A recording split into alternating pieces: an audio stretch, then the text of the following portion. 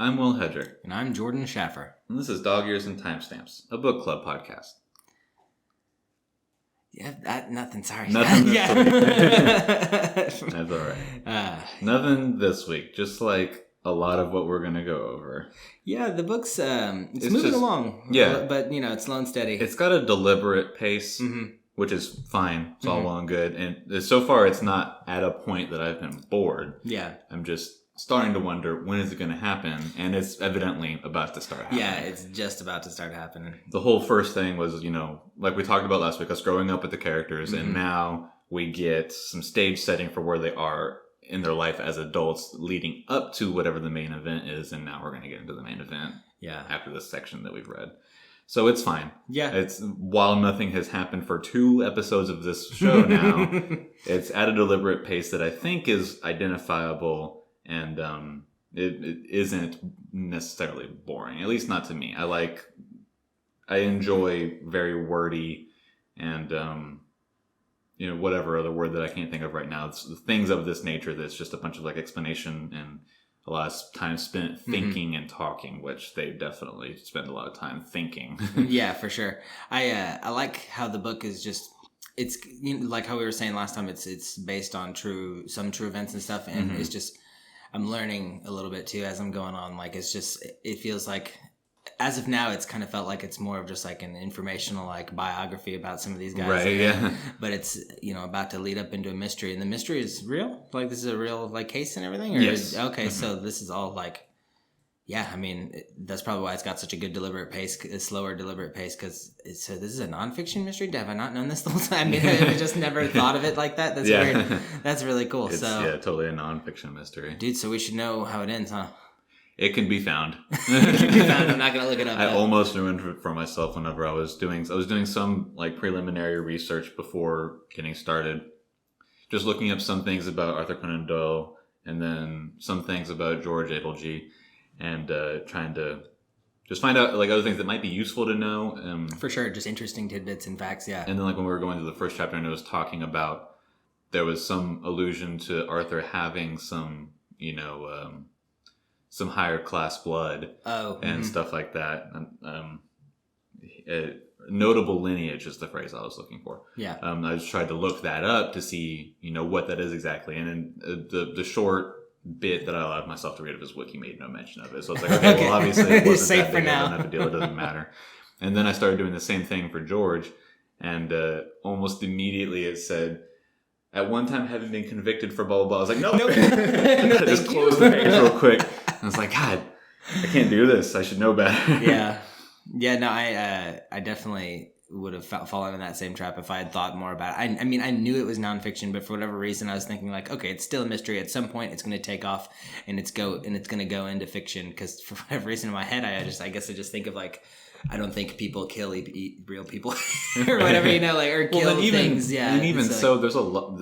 I would say that the majority of cases and crimes are not exciting. Yeah, they're exciting enough for a story to be told. Exactly. Yeah. There's definitely some things that are pretty crazy, and that's what.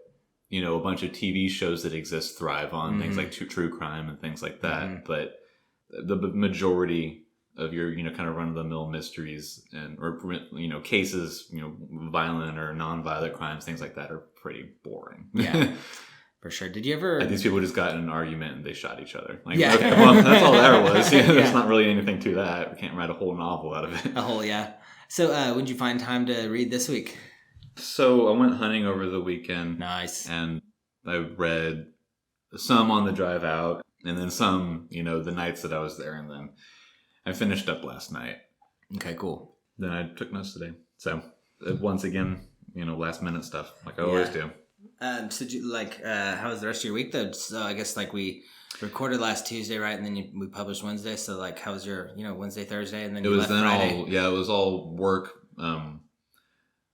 Because I worked, Sunday through Thursday so that I could have Friday and Saturday off, and then yesterday and today off, and I'm going to work for the rest of this week. And so it was just work. Yeah. Getting ready to leave for the weekend and then coming back. Yeah. Nothing special. It's been pretty consistent hours and stuff. They're still giving you full time basically. We're still at almost 50 hours a week. Oh, wow. Okay.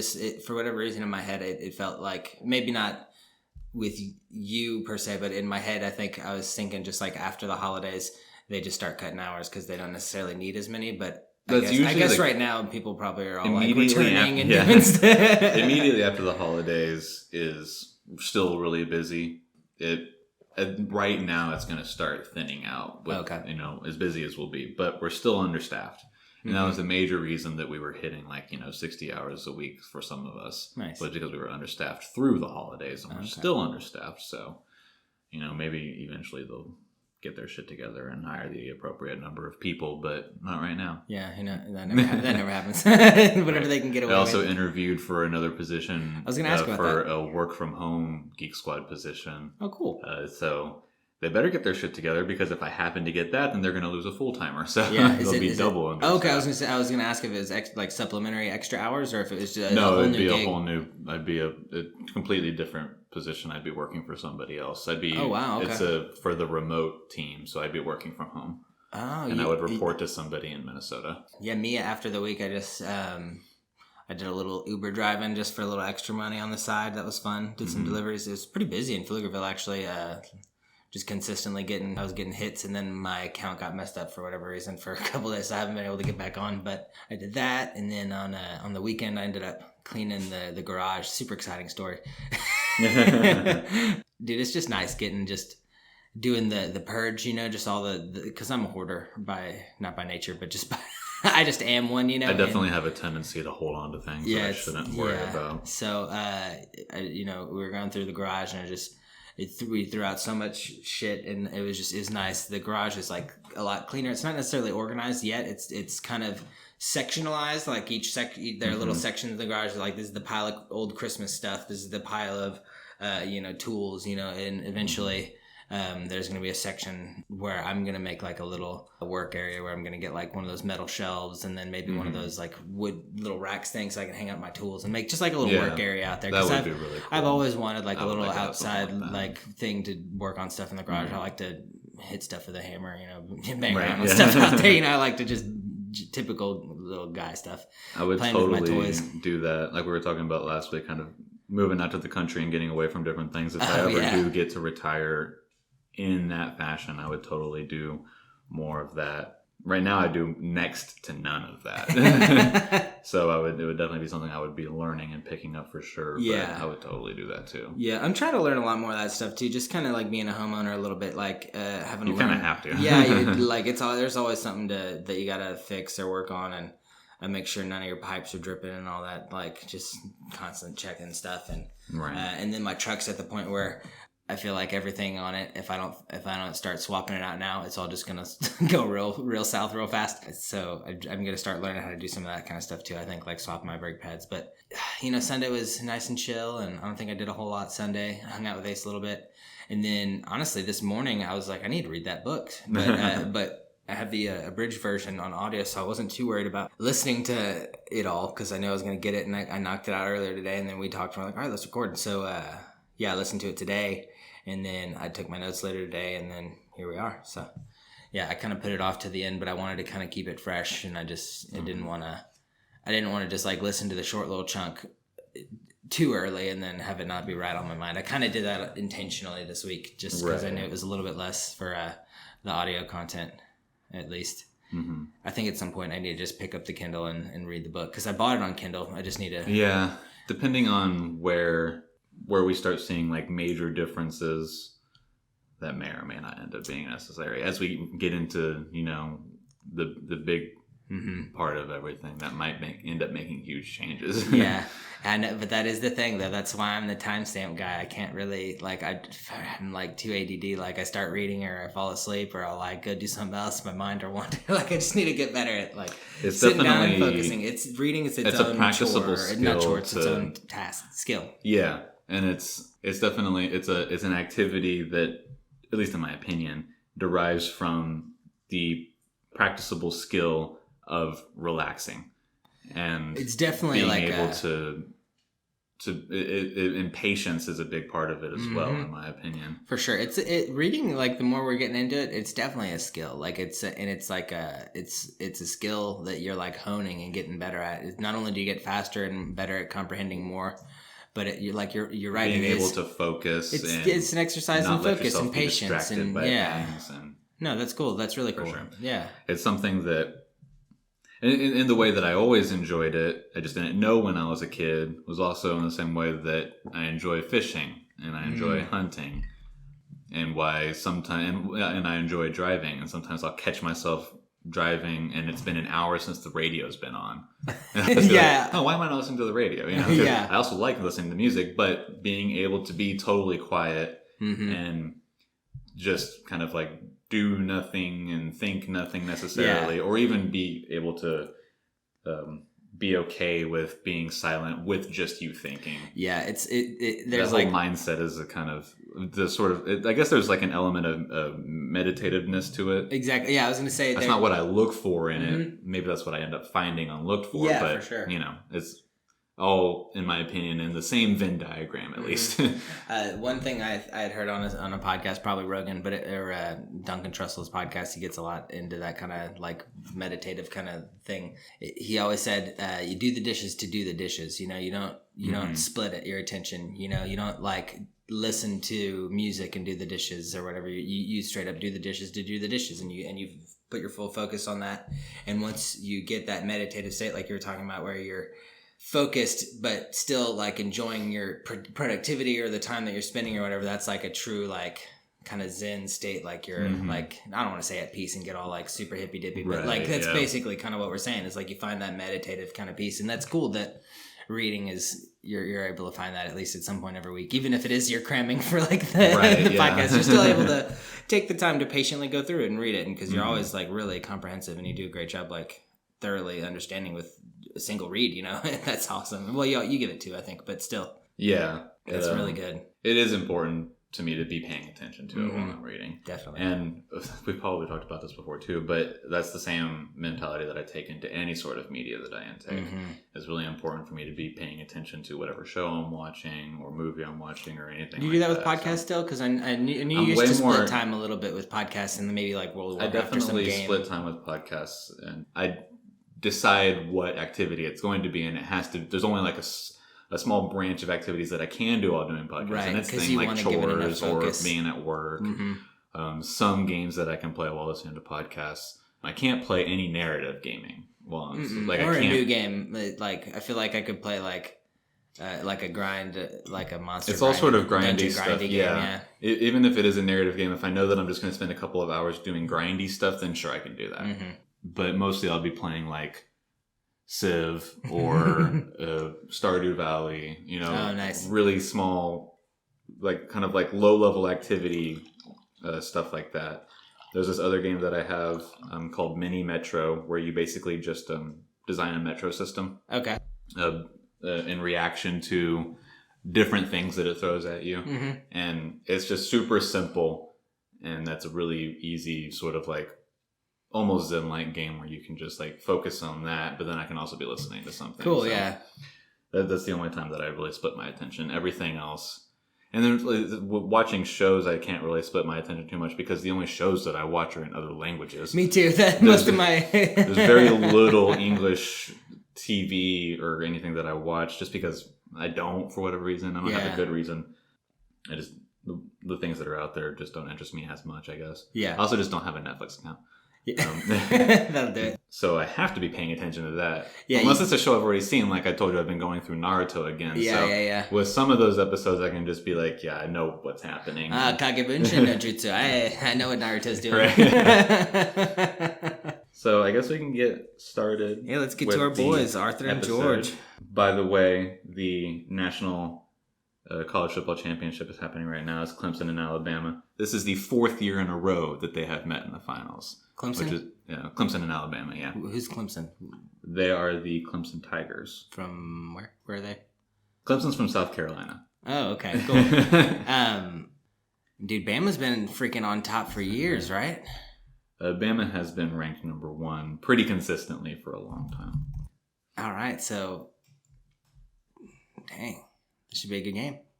It's going to be like an 8-hour game, like all college ball. I don't watch a lot of college football because I think it's stupid. But we were talking about championship, so I remember you saying it's a lot of like Hail Mary shots in college. It's a lot more like you got a good 1 or 2 players and they kind of can take advantage of the situation. My opinion is that anytime anything great happens in college football, it's because somebody made a really bad mistake. That's what it was. Yeah, it's not because somebody is that incredible. It's because somebody fucked up really bad. Gotcha. That's and you were my saying, opinion. And you were saying in pro ball the line of mess ups is so much skinnier. Like it just almost. It happens less often because they're professionals. And yeah, they've been doing it longer and with the same people for longer. College, there's a lot of issues with people only playing for a couple of years and then getting drafted and things like that. People that are only in for college ball or whatever. A couple people will jump between college teams and then they just have a constantly rotating roster. So how good can you get when you're constantly rotating your roster with, new students, old students graduating or getting drafted or whatever. Right. It's just the nature of it, yeah. Which I get. But people are like, man, it's so exciting. I'm like, well, I mean, how many exciting things can happen in a row before it's just not exciting anymore? I got you. So college ball, I really don't care about. But the big games are always fun. So. I mean, it certainly doesn't hurt to just have it on in the background. Oh, for sure. Yeah. All right, let's hit our boys Arthur and George. Starts with George, right? Chapter 2, beginning with an ending. George is becoming used to Birmingham. So he is done with school. He's got some finals coming up, but he's done with school and he's been sort of like interning. I guess they didn't have interns. I mean, they may have been interns, but they don't describe him as an intern here. He's working with this lawyer firm in Birmingham. He's getting used to the city. Kind of getting used to the idea of being in a city, maybe even moving into the city, that sort of thing, which is kind of a big deal for him getting used to the city because as we find out more and more about him, the more and more he definitely seems like he's on the spectrum. Like he has autism or he's got Asperger's or something like that. He's a little bit odd and people in town don't really know why or how to deal with it really. Because it's the 1800s. Yeah, it's like they don't think about that sort of thing. Yeah. He's just unordinary. Yeah. But yeah, so he's getting used to Birmingham. He also kind of in his reflections that happen during this chapter, he's thinking about how he really enjoys law and how it's like, definable and a bunch of different things that make sense for somebody that has Asperger's and things like that. Yeah. And an example of that, like a tangible example that he really latches onto is the train system. Oh yeah, he was really into trains. And that's funny that you mentioned it. I don't want this to sound insensitive, but a lot of kids that are not even necessarily kids, but a lot of people that have like Asperger's or autism or something, they find trains fascinating. That is sort of like the classic example of something that, somebody with those, different mindsets latch onto. It seems to be a pretty common thing. It must just be super orderly or something about it just makes sense. I don't know, but it's scheduled and it works in an expectable way and like, I can it just get makes sense. Yeah. I mean, in my little section, some of his reflection too, it seemed like he was reflecting on his life. But he wasn't really self-reflecting based on his own experience. It seemed like he was basing it on what was expected of him, like his father's past and his mother's past, and he's trying to thinking about how his life seems to be moving in a different direction than what he might have first expected living at the church, and what his father's expectations might have been, or what his father's expectations might be at this point, because his father seemed to be supportive of him becoming a solicitor, which, by the way, I was a little bit off on my definition last week. So we talked about a solicitor is basically a lawyer. Yeah, okay. The context that I read into was a little bit, led me somewhere else, and then when I looked up, led me somewhere else as well. But yeah, he's a lawyer. He seemed to be supportive of him being a lawyer, but he also, as we continue to see in their interactions, wants him to stay living at the vicarage. Yeah. And I think it's because his parents know that he's a little off. Yeah. And might have trouble living on his own. Exactly. And yeah, they allude to a little bit more things like that later on in this little section. But that's a great point. Yeah. And then, like you were saying, he is seeing his life move in a different direction than he might have initially anticipated with, growing up in the church, being an element of that. And then he specifically sort of reflects, maybe my life will be more like my mother's, where she, comes from Scotland and then moved to another city and then another city until she finally settled down here and blah, blah, blah. Yeah. He just sort of like projects forward thinking like, where will I be going? What will I be doing? He's just thinking outside of his little box that he lived in for such a long time at this point. For sure. He, in relation to his sort of newfound obsession with the trains, he starts having like mock classes with Horace and Maude going over cases that happened in the past. And I think that that's probably partially because he wants to explore those cases with somebody and have like a sounding board to bounce off of, and then also get other opinions. He's just exploring it all. Yeah. That's all, increasingly interesting to him. More than anything, he reflects while he's thinking about law and train law. More than anything, he is surprised at how little the general public knows about their own rights in those situations. Oh yeah. Hey. It's probably even surprising nowadays how much we know about our rights. I absolutely know that there's very little that I know about different things, for sure. So and we have instant access to it now. So right, who knows, back then, so many people probably couldn't even read. Yeah, right. So, but that was basically the George section, right? I don't want to go too far because yours had a lot more juicy little details than mine did when we were going over in the notes. We started to see a lot more differences in the abridged versus unabridged. So I don't want to miss anything. Yeah. After that, we talk a little bit more about Arthur. Yeah, it goes to Arthur. This is the Arthur section that was at the end of your chapter 1 and is the second section of the book's chapter 2. So it just talks about how now that he's got the Sherlock Holmes character and the serialized version of that story is brought him some fame and a good amount of finance is the main thing, and then it talks about different things that are going on with his life, how everything is sort of idyllic and going very well. He's very happy with everything, but he's starting to feel a little disquieted because he's afraid that he's reached a point where he will now do nothing different. He's plateaued. Yeah. He doesn't want there to not be the next mountain to cross. He wants to continue to have challenges that he can overcome. Yeah, and he's not ready to retire. I think it's more than anything because he's still young. Mm-hmm. He's like in his 30s or something. Yeah, like that. And I remember a couple weeks ago, or I guess last week, when I heard this section, it was talking about how his wife was like one of the most supportive. Like she went off with him when he wanted to go off somewhere else to train for specializing, and then she came back with him even though it was a big mistake. And then she's just like the most supportive. If he ever wanted to have like a fancy dinner party, she'd host it. If if he wanted anything, she was there right by him, right by his side. And it seemed like he had the idyllic family. It seemed like he had the idyllic job. He was doing he had like kind of the American dream, and then. But he's still, like you said, he's probably worried that he plateaued and that it's gonna end. I think and I don't remember it word for word, but some of the specific wording that it had, at least in my version of this section, was that he knew that he wasn't ready to just be the father at home and then. See then his grandkids later on and then this and that. He wasn't ready for that stage of his life. He was ready to continue adventuring and conquering new things and whatever, because as we've seen in his growing up stage that he's just constantly doing things.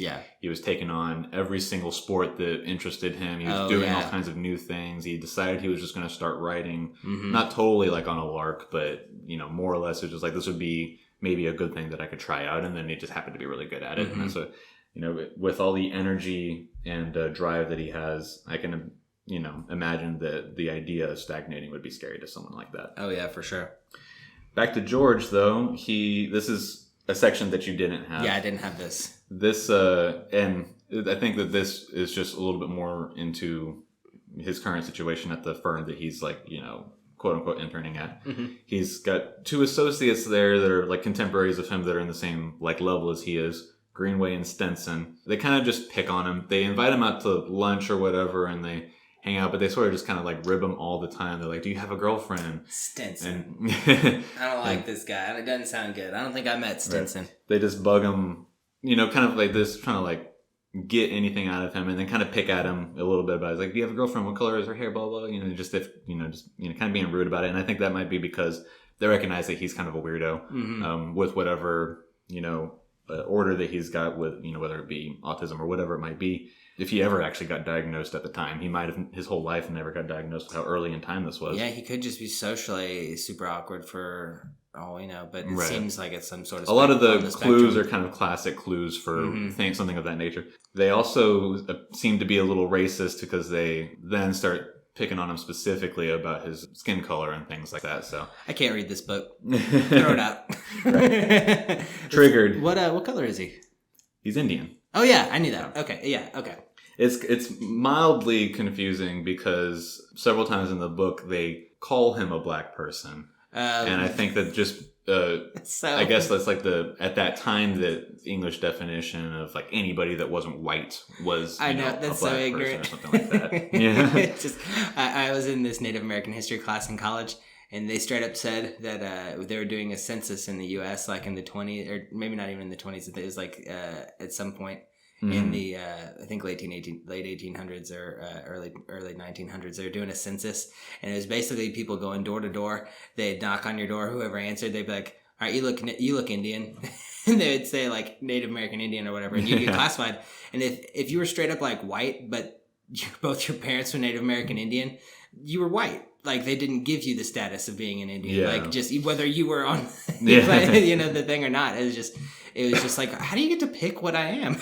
Right. Just because I. So yeah, they're just a couple of jerks that we learn about. They don't seem to be like fully harassing him. They pick on him, and he gets a little prickly about it at the end of that section.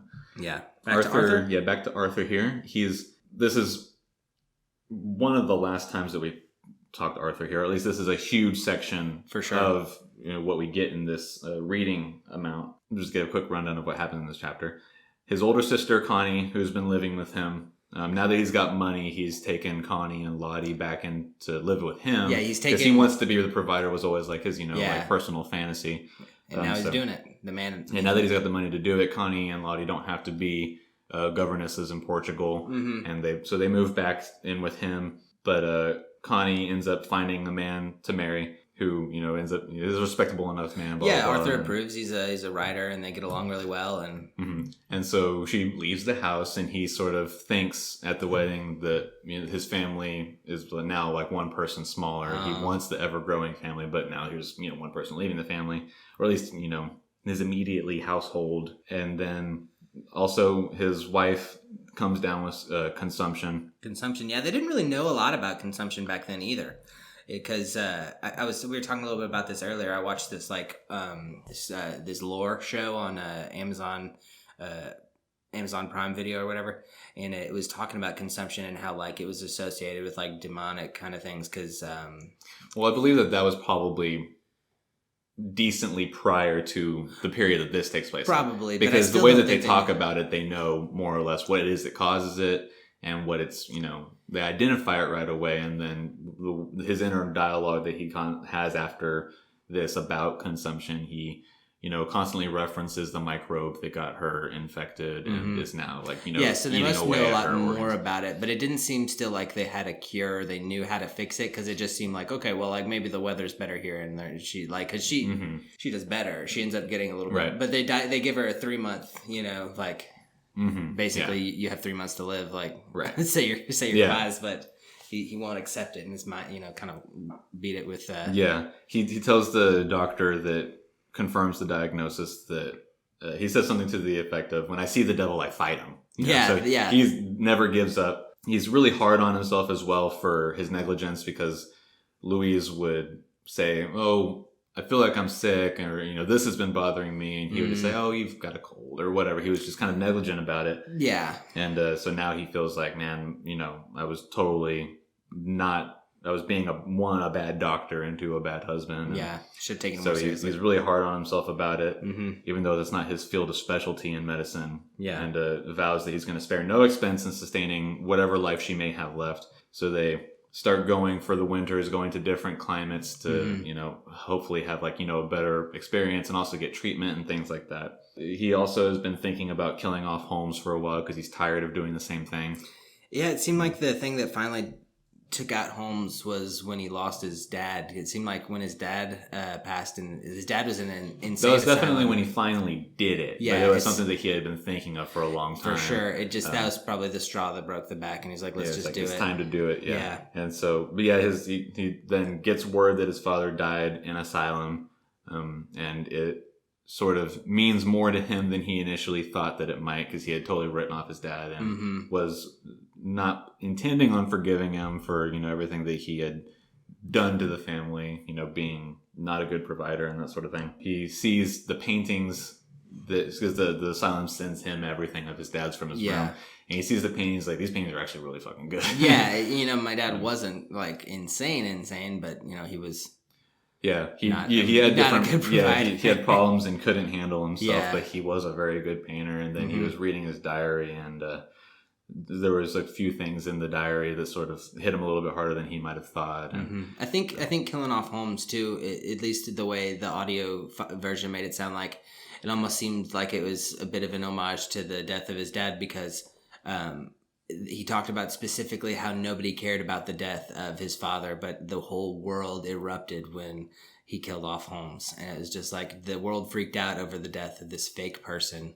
Well, but everyone in England. Yeah, sure. Yeah. But like nobody knew his dad, and nobody made a big deal about it. So it was kind of, at least in the way I heard it today, it was just kind of like, it seemed like he was trying to, I don't know, trying to give his dad a little bit of the justice of like passing, and like giving him a little bit of like, I don't know. I felt like Killing Off Holmes was like his kind of homage to like honor his dad a little bit. To me, it felt a little bit like that. I don't know if that's necessarily what happened, but it seemed a little bit like it was like you were saying, he was intending on killing off Holmes anyway. He felt a little bit almost annoyed, I think, at this like character he had created, how like good he was, but at some point in this section, he reflects on how Holmes had as a character and as a practice of writing had become something that he hated about like literature, right? And he himself had become something that he hated about all that sort of thing. He was like, I've got to kill this fucking character. I can't do this anymore. Yeah.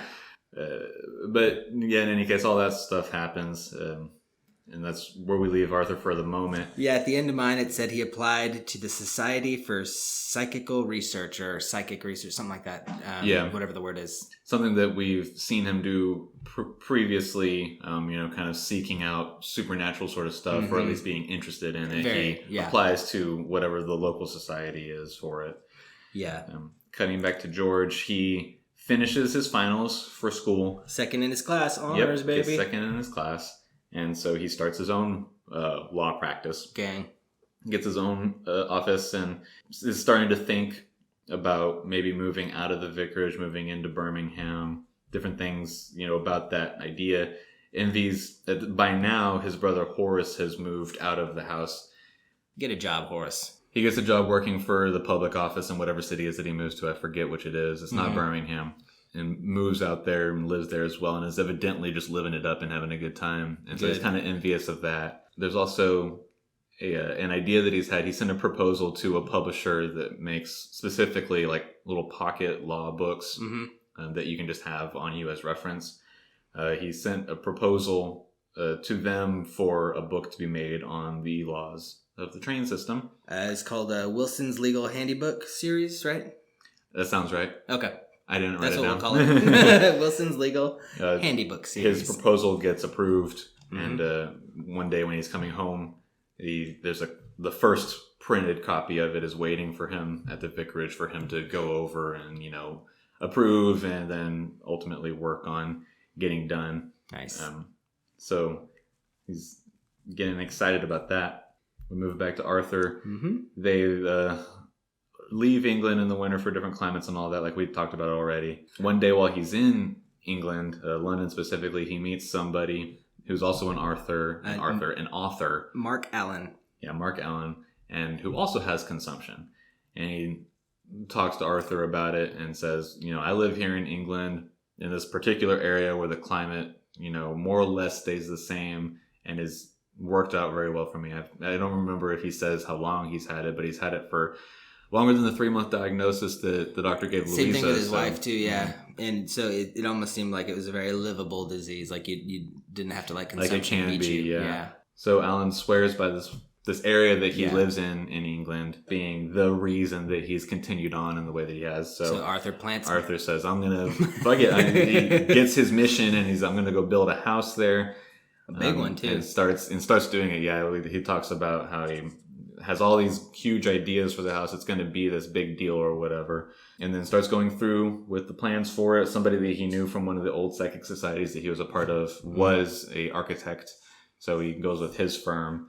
And then it talks about, different things that go on during that process. He names the place Undershaw. But yeah, this section spends a lot of time talking about his plans for it and the way that he's going about having it done and, the thought that he puts into different things. Specifically, there's like several paragraphs about this huge stained glass window that he's going to do that has like his family coat of arms and things like that. And it's all interesting enough, but ultimately, so far, seems to have no bearing on anything. Yeah. Yeah. And then for me, it goes straight to Campbell. We meet Campbell. Did it go straight to Campbell for you? No, or I've got I thought two you had sections I was going to say. So we get at the very least, our first George and Arthur section. Oh yeah, I didn't get that. Even though they're not in it at all. I think it's just because this is a character that doesn't have a name or that it doesn't want to be named yet. So it gives us George and Arthur. But all it is it's several paragraphs of a man sneaking up to showing that he has some mastery over animals, or at least is very, familiar with animals. So killing a horse. Dun, dun, dun. George's book on train law has grown his business some. And then he's also attempting to grow more as a man. He's now that he's got more business, he's getting more money, and so he's trying to look more the part of a successful person and things like that. It just talks about that. Is really all that section talks about. So in these little sections, is it just kind of telling about his success? So it's saying like George is relatively successful right now, or just that his practice is getting more business because of the book publishing, and it's his own practice too. So it's probably a little bit it's unique because he's Indian too. So it's you think that maybe makes any difference? Not. Oh, okay. It has no mention. Gotcha. It just says that he's doing his practice. His practice is doing well, and then there's been a growth in business.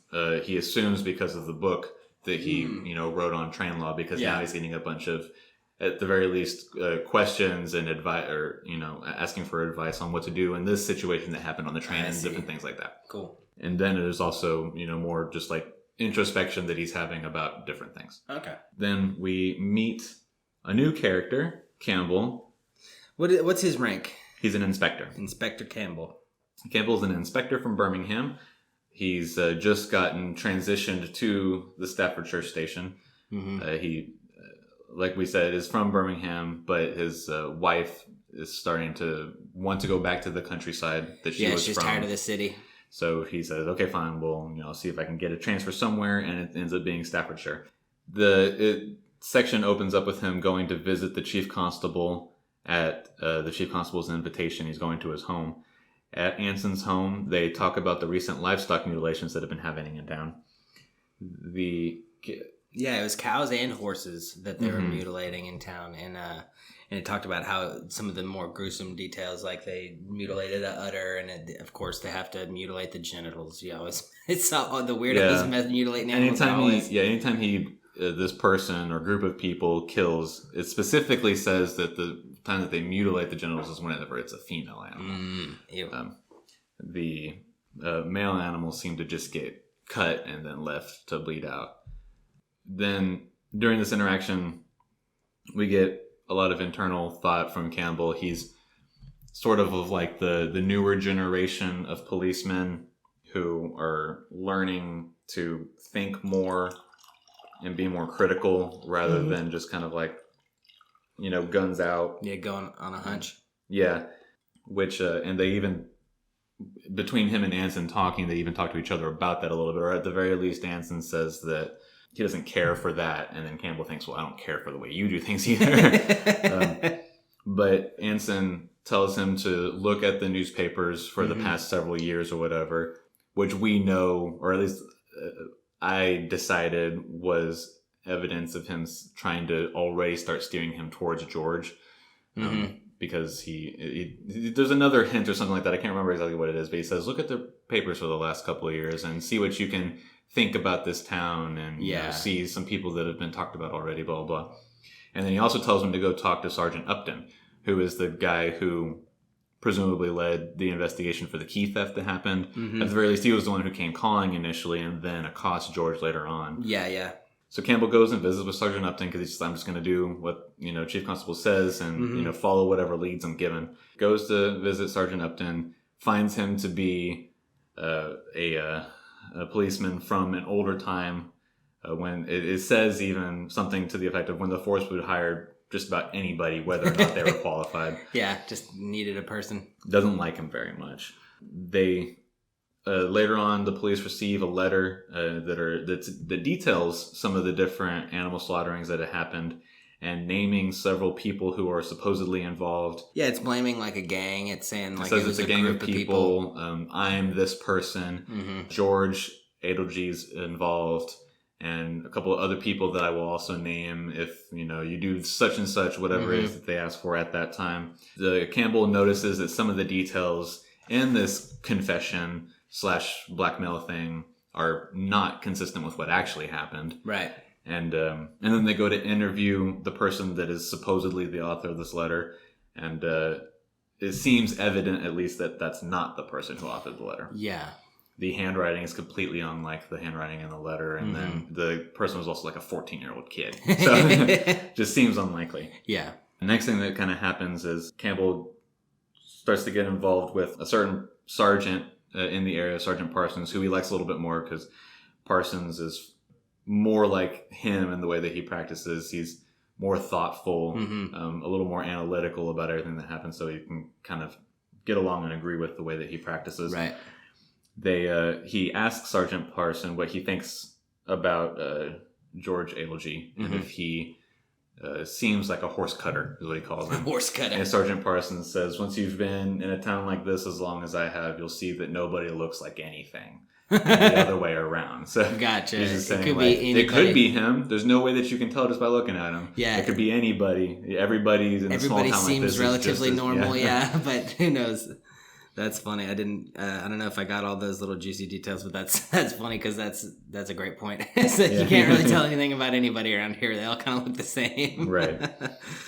We cut back to George again. George is at his office and he receives a letter from somebody signed Beelzebub.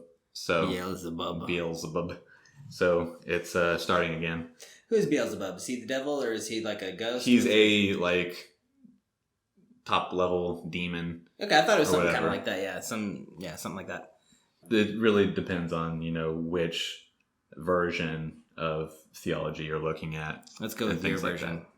Because he could be considered to be a face of the devil.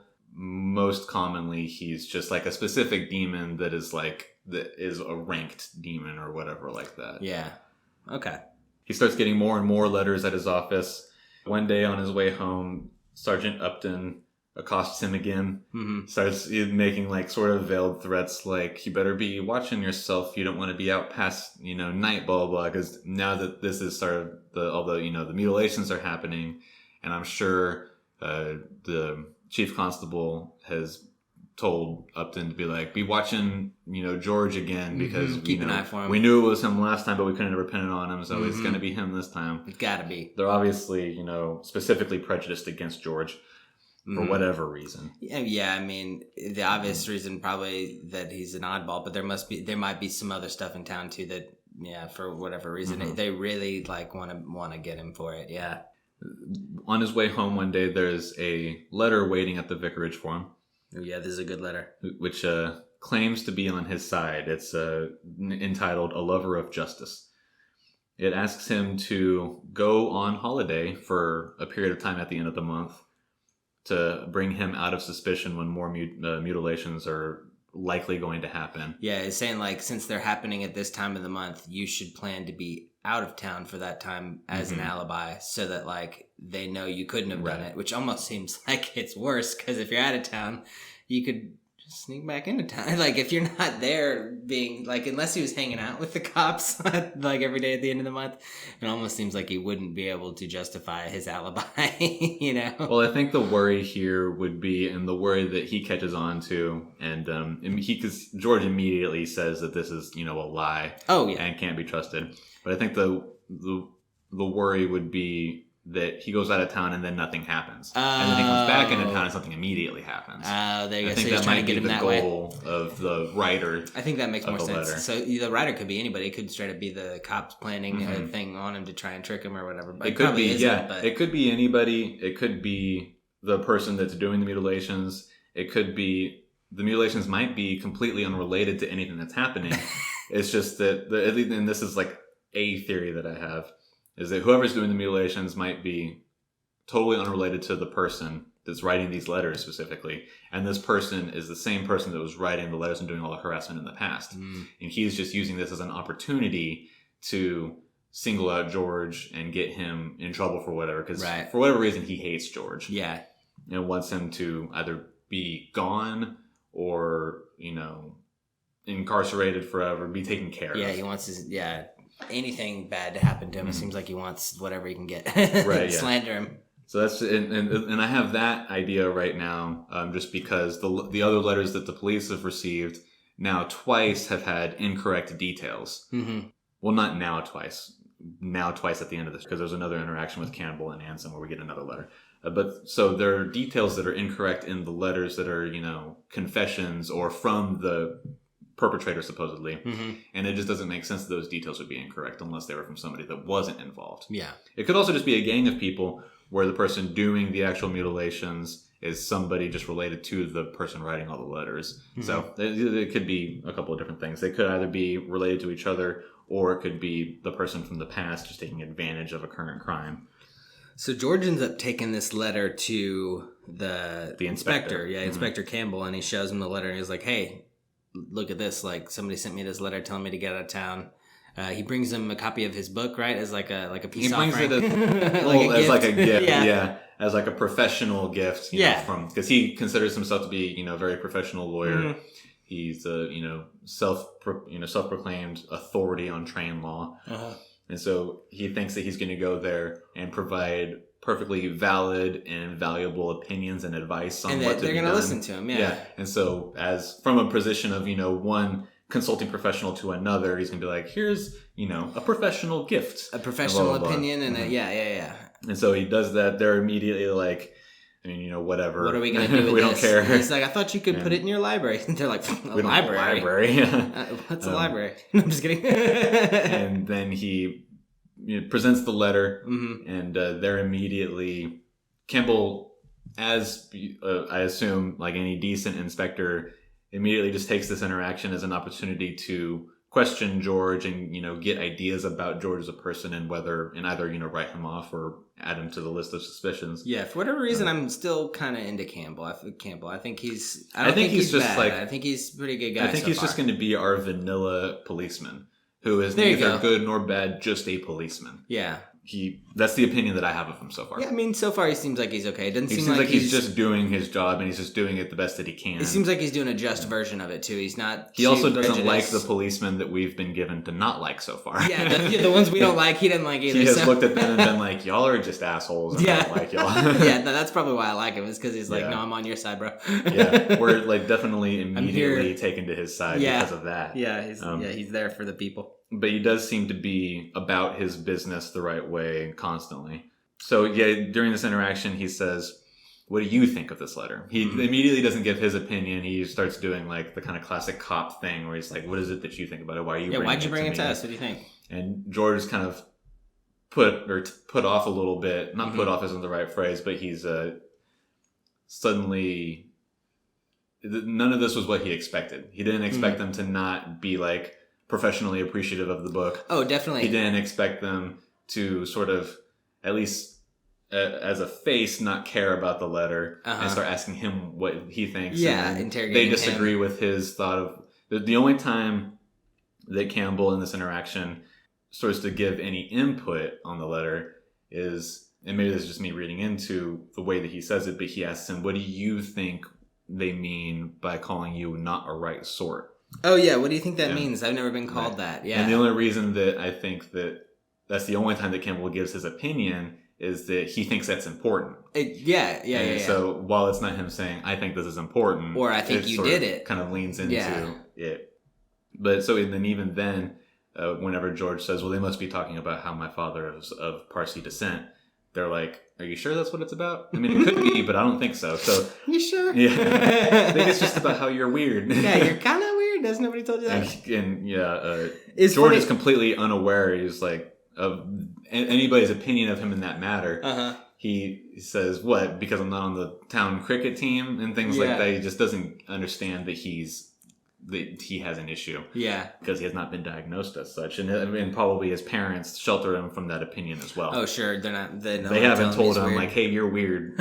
Just so you know. You should be mindful of that. They just are, trying to, I guess. Because, I mean, he's doing okay. He's getting degrees. Done well for himself, he's doing for well, sure. yeah. He just doesn't know how to interact with anybody properly. Yeah.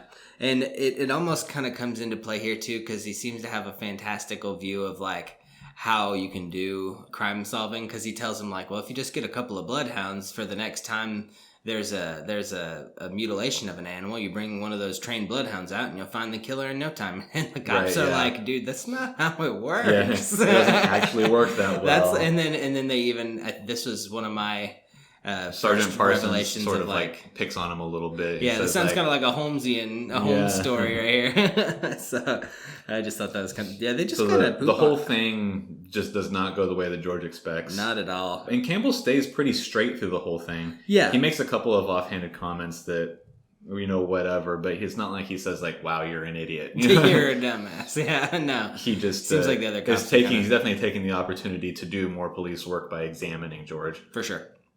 So then George goes home, and he puts out and then later on he takes out an advertisement in the paper for a reward for the amount of £25 if anybody can provide information that leads to the conviction of whoever it is that's writing the letters. Definitely trying to because George doesn't really care about the mutilations. He cares about the harassment that seems to be starting again for him. And wants his name clear. Yeah. Yeah. We go to Campbell. So then, Campbell goes back to Anson's. Anson's impatient at the progress of the case. And they've also received a new letter from the supposed perpetrator that declares that young girls are going to be next in line for what's happening. This letter also has some inaccuracies into things that have happened, which is just something that Campbell notices and internally notes. It's not a conversation that happens between him and Anson, but he says, well, that's not what actually happens. Just sort of thinking inside. Anson is totally fixated on George, orders Campbell to focus his resources on him. Yeah, it's almost to an obnoxious point how much of the resources they're throwing at George, because it's basically like, I don't care if he sees that we're following him, just if he steps outside, he needs to know that people are looking at him. Like, we want him so thoroughly watched that, like, he knows and like everybody knows, like all eyes on George, which is almost just like they're looking almost for anything, it seems like, to get him at this point. But Anson, I don't think Campbell's doing it. I think it's Anson. I think that Campbell is just going to continue to be like the vanilla straight officer that just does the job. It's a great way to put it. And he's going to end up being influenced by his superior officer, Anson. And then obviously the greater force at large has their own predisposition towards any given villager. But we well know that everybody's sort of against George, and potentially some of the town old-timers are against their family, period. At some point there was, in the past sections that we've read, there was a sort of, there was a comment about how whenever Shaperji, his father, inherited the vicarage, there was some initial dissent from people in the town saying that they didn't want to be, told their sins by a black man and things like that. Yeah. So there's definitely some sort of old-minded racism that is a part of the town and might be a part of the premature conviction that some of the police force is giving against George.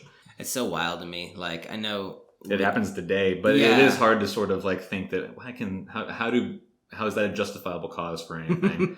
It for sure still happens today, but that's just so wild to me growing up, never thinking about anything ever like that. And then it's just like, I don't want a black man telling me my sins. It's like, you weirdo. Why does that matter at all? Right. It's so out of this world for, me and you, like you said. This was not even that long ago. I mean, I was like one or two generations ago, that this was happening. More than that. It was probably like 3 generations. Yeah, I guess generations are 20 years, probably, right? I think. There's probably a hard definition for sure. I don't know what it is. Yeah, but I was thinking like people live to be about. I guess 100. If I was going to give it a number, I would say that a generation is like 30 to 40 years. Okay, so 3 or 4 generations maybe, but okay. Still no, not that long ago. This this could be like a great grandpa. Well, in the greater time scale of the world, no, not alone. Well, no, I just mean even in respect even, to us, this could be like our great grandpa or whatever. Like our grandpas could have like been dealing with some of these things, maybe. Yeah, that's true. So that's true. It's not too far from us thinking about it like that, but still, you're right, and it is quite far away for us in the grand scheme of our lives. And it's sort of like as like sort of a thought experiment. I think that the progression of human rights and liberal thought as an actual definition, not like left-wing thought, that can be directly tied to the progression of humanity and technology as well. Mm-hmm. And so the acceleration of that is truly an acceleration rather than a steady pace. And in the late 1800s, there were barely cars. Oh, yeah. So it's, while literally years-wise and generation-wise, it wasn't that far ago. But just technology-wise and the progression of humanity it seems forever ago. Yeah. And so it's not, on the same note that time-wise, how can we have been so backwards in such a relatively short period of time? The other side of that coin is, of course, we were so fucking backwards because some people never left the same 5 square miles and experienced anything, right? Or was able to even see the next 5 square miles that's a great on, point. Like a postcard, even and things like that, because the technology wasn't there.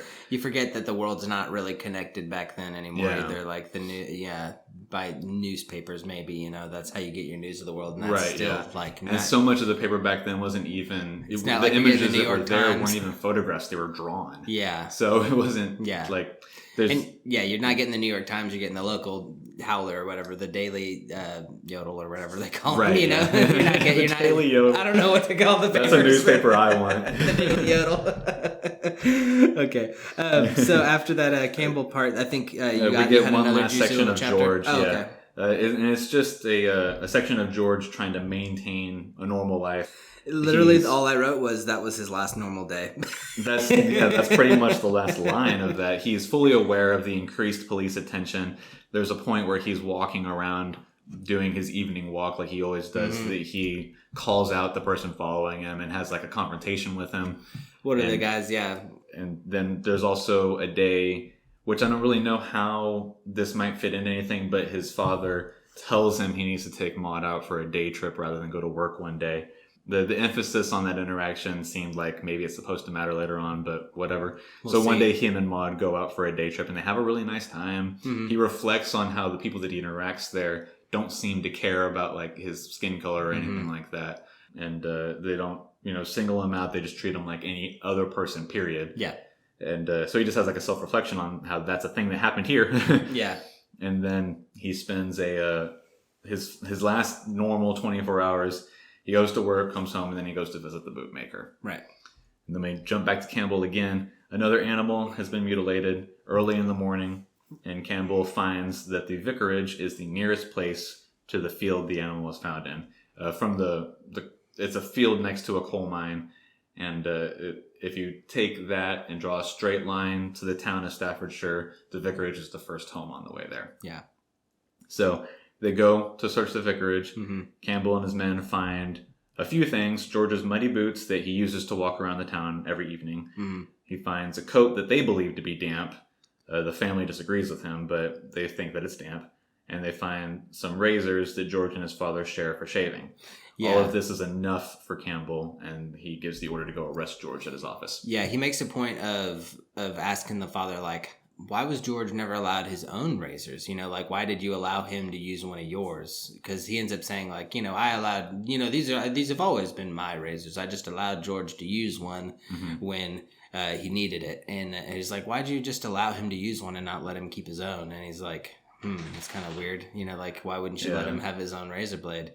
I think that he's maybe looking into it a little bit, but I think that it's just a practical thing. I think so, too. It's like, I've got this set of razors. They're not going bad. We live, we live on the public's dime, being a holy business, or what, not business, but why would I buy more luxuries whenever you can just use these? Just to me, since it seemed so like since Campbell's looking to find any sort of weird thing because he's got his eyes on George. Right. It seemed like that was just like he kind of highlighted that, and like you said, it was enough evidence to go on the muddy boots, the old tattered jacket to take him in and arrest him. Yeah, so take him through the process. And I believe the last thing George says was, "I'm not surprised at this. I've been suspecting it for a long time." Yeah. Just like he knew they were going to come get him, even though he didn't do anything. Yeah, and he was well aware that he was up against everybody, and that nobody was going to take his side. For whatever reason, I think that he sees it all as racism. Yeah, or at the very least, he knows that people are prejudiced against him. Yeah, and then there is, I don't remember where it is, but he does have one thought that it gives us where he knows that sometimes people see him as a little bit weird, but he doesn't think about that. He just kind of moves on immediately. Yeah. But he is very aware that people see his skin color for sure. So I think that while it's definitely weird for him to say that, it's just him saying that he knows that everybody's sort of against him and that he was expecting to have to go through all of this because of the bias that seems to be against him. He just doesn't voice it so well. And Campbell and Parsons look at each other like, why would he say that? Why would he say that? It's creepy. And that was the end. That was our section for the week. It was pretty good. It starts leading up to the big mystery, I feel like. So I'm looking forward to seeing. This is where everything takes off for sure. Yeah, I'm looking forward to the meeting of the two minds. George and Arthur. The book, the name of the title. I mean, I'm excited for the meeting of the minds. That'll be good. Yeah. I think it'd be interesting to see how it progresses. So the remainder of the chapter is like 130 pages, and I want to just cut that in half. So what we'll read is, give or take, 80 pages worth of the Kindle version, at least. It's where we're going to end is going to be on an Arthur section, or the start of an Arthur section. It's the end of a George section. The George section ends with a newspaper that sends a photographer to Pentonville to obtain a snapshot of George. So that's a sentence of a paragraph that's towards the end of this George section. Things around that are a bit of a spoiler, so just be looking for it to say that the actual line is, a newspaper had sent a photographer to Pentonville to obtain a snapshot of George Adelgee. And then the Arthur section begins with something that I'm not going to say, and then the next paragraph says that he is a few months short of his 38th birthday. And is that what we stop on that one, the Arthur Yeah, we're not going to read that section. That's just where the Arthur section begins. So it's about 80 pages in the Kindle version.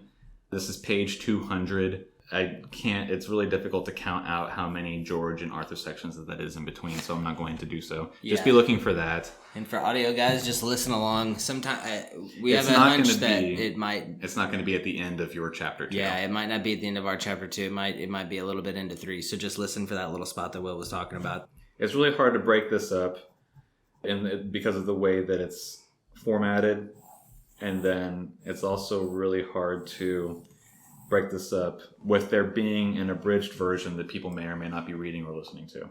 Yeah, those are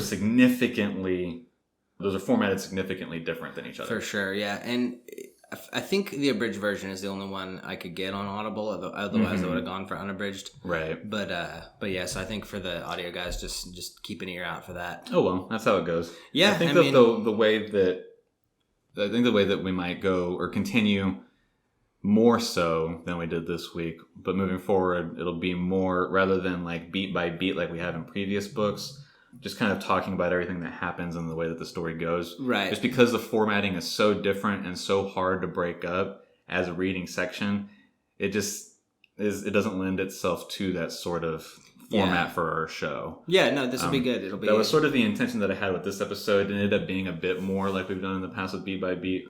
Yeah, I had all my stuff beat by beat, so I think I might have accidentally drawn it back to the old. That's definitely the way that my notes were taken as well. I didn't take very detailed notes. I was hoping that I could just use them as like an outline to guide us through, and then we just talk freely about the things that happened in it, which I felt like we did some. We did pretty good. But yeah, whatever. Yeah.